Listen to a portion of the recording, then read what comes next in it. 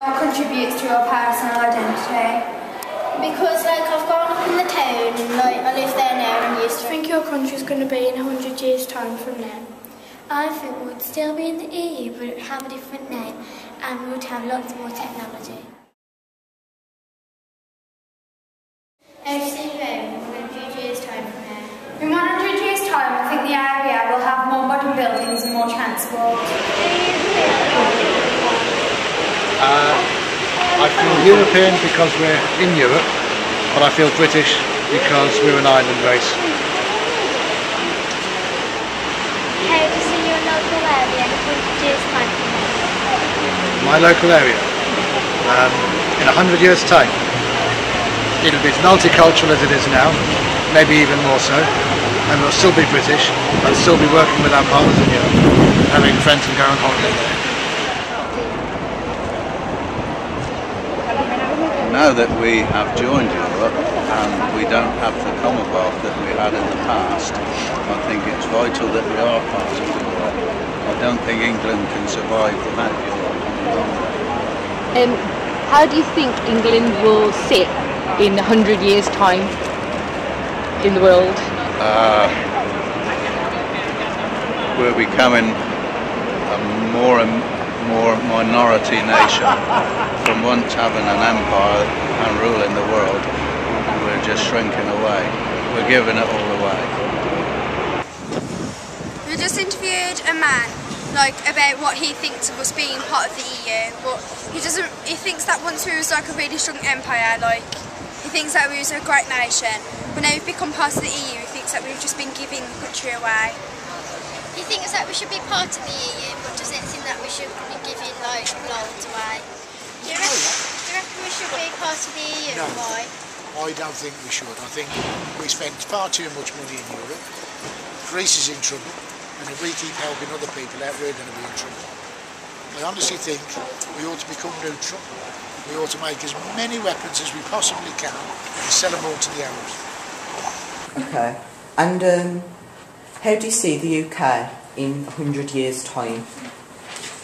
It's critical, that question, because it could go a number of different ways. We could be absorbed into the EU, which I wouldn't be happy about, but many people would.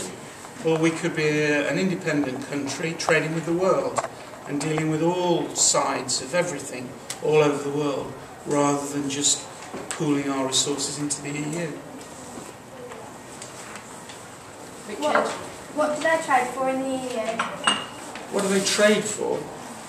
What, the products? Or yeah. Do you mean, well, I would say that there are problems on the agricultural side because it's heavily subsidised in the EU. Massive taxation is raised to support the French farmers, for example. So I would say the EU is predominantly manufacturing, which is what we are as well. So we're trading with people who make essentially what we make, which isn't easy because you're trying to sell things to people who are already doing it. Falls, can I just remind you, just something else I've said, you've got to ask me to build it. I was born here. I think you're always proud of the place where you are born, even when you move to a different country, and you can be part of that as well.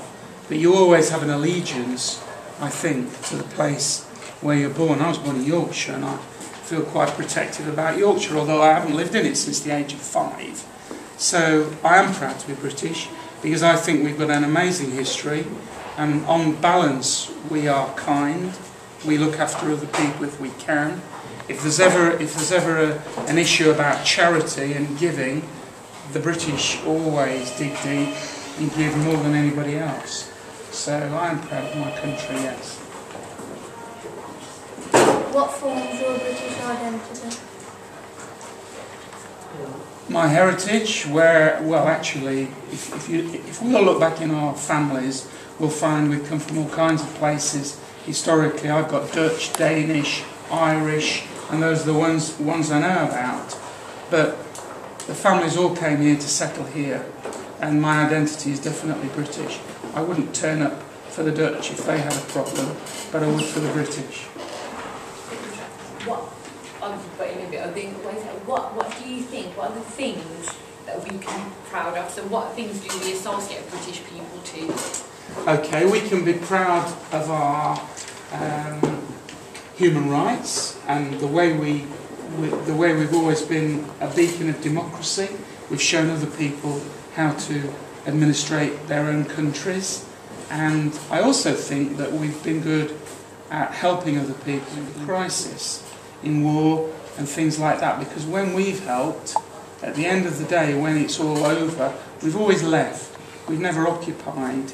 It's not like the Soviet Union were there in the Second World War, but when they'd helped and won, they wouldn't leave. So the Eastern Bloc of Europe was essentially occupied by people who were resented. So I don't think we're really resented. We are to a degree, but I'm proud to be British. If you weren't the person in control, then would you think yourself as part of the EU? If we, I'm not in control. I would never accept that we are bound by the EU, because in my view, this is my view, we don't need their regulations. We are a world trader. We should make our own to accommodate world markets, not just the European market. So I'm very unhappy that products are being stopped and banned for no good reason. Even silly things like manhole covers we can't do anymore unless they're up to the French design. It's ridiculous, things like that. It's putting us out.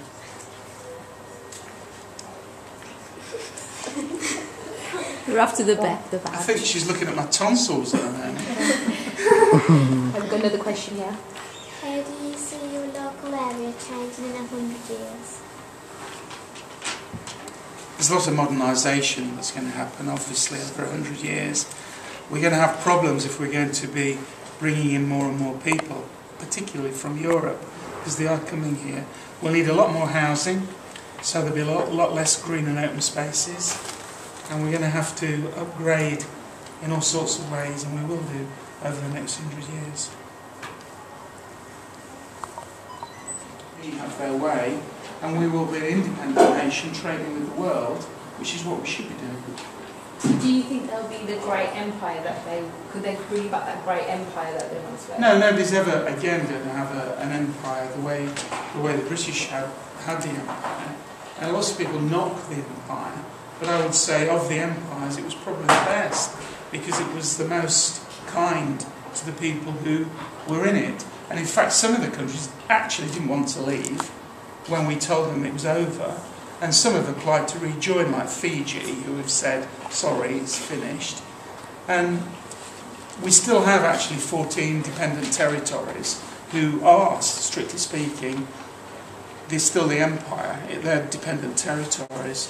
And one was Anguilla in the Caribbean, which was given independence, with Nevis and St Kitts. And the Nevis police force went to Anguilla to enforce it because they weren't taking down the Union flag. So they did it for them and they took it down. The locals came out and punched them and sent them back into the boat, took down the flag of independence, put back the Union flag, and it's still part of the independent territories today.